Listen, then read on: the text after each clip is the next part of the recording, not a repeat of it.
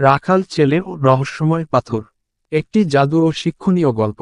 গ্রামের প্রান্তে সকালবেলা সবুজ মাঠ, বড়গুলো ঘাস খাচ্ছে, পাখির গান গাইছে।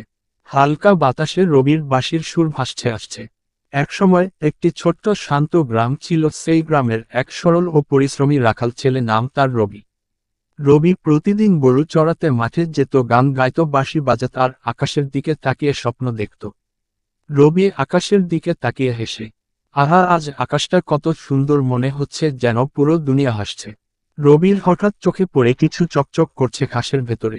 রবি কৌতূহল বশত ওটা কি জিনিস দেখতে, তো একদম পাথরের মতো দেখতে। রবি নিচু হয়ে মাটি খুঁড়ে একটা নীলচে পাথর তুলে নেয়, পাথরটা হালকা আলো দিচ্ছে। রহস্যময় পাথর। রবি পাথরটা হাতে নিয়ে ঘুরিয়ে দেখছে, পাথরের ভেতর যেন আলো নড়ছে। রবি আশ্চর্য হয়ে, এই পাথরটা এমন আলো দিচ্ছে কেন? মনে হচ্ছে এর ভেতরে কেউ আছে, আটকা পড়ে আছে।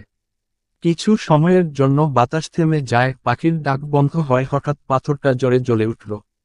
রবি ভয়ে পেয়ে পাথরটা মাটিতে রাখতে যায়, ঠিক তখনই এক মিষ্টি আলো চারপাশে ছড়িয়ে পড়ে। জাদুর পরীর আগমন। আলো থেকে এক ছোট পরী বেরিয়ে আসে, ঝলমলে পাখা নেড়ে পরী হাসছে। পরী মিষ্টি ভরা কণ্ঠে, ভয় পেও না রবি, আমি এই পাথরের রক্ষাকর্তা পরী, তুমি আমাকে জাগিয়ে তুলেছ। রবি চমকে গিয়ে, তুমি কথা বলতে পারো? আমি তো ভেবেছিলাম পাথরটা জাদুর মতো খেলা করছে। পরী, এই পাথর সত্যিই জাদুর পাথর, কিন্তু এর শক্তি শুধু সৎ হৃদয়ের মানুষই ব্যবহার করতে পারে। রবি, আমি শুধু কৌতূহলবশত এটা তুলেছিলাম, আমি জানতাম না তুমি এটার ভেতরে আটকা পড়ে আছো। আমি কাউকে কষ্ট দেব না।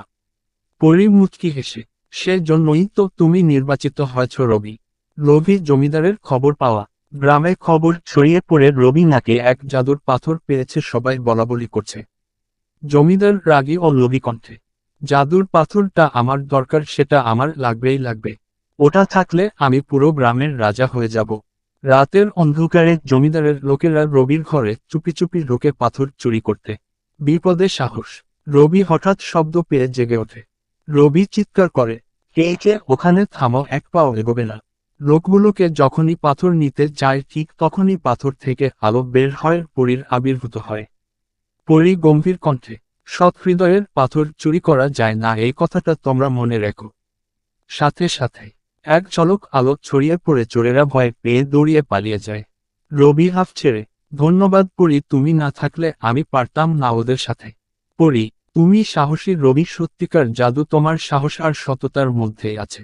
বিদায় ও শিক্ষা। ভোর হচ্ছে, আলো ম্লান হয়ে আসে, পরী আস্তে আস্তে মিলিয়ে যাচ্ছে। পরী মৃদু কণ্ঠে, এখন আমার জগতে ফিরে যাওয়ার সময় হয়েছে, এই পাথর তোমার কাছে থাকবে যতদিন তুমি সৎ থাকবে।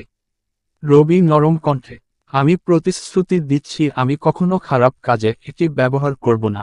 সেই থেকে রবি গ্রামে সবার প্রিয় হয়ে ওঠে, সে সবাইকে সাহায্য করত, আর জাদুর পাথর তার পাশে নীরবে জ্বলজ্বল করত। রবি মাঠে বসে বাঁশি বাজাচ্ছে, সূর্য অস্ত যাচ্ছে, পাথরটি পাশে শুধু আলো ছড়াচ্ছে। শেষ কথা, রাখাল ছেলে রবি বুঝেছিল, সত্যিকার জাদু কোনো পাথরে নয়, থাকে এক সৎ আর সাহসী হৃদয়ে। সততাই সর্বশ্রেষ্ঠ জাদু।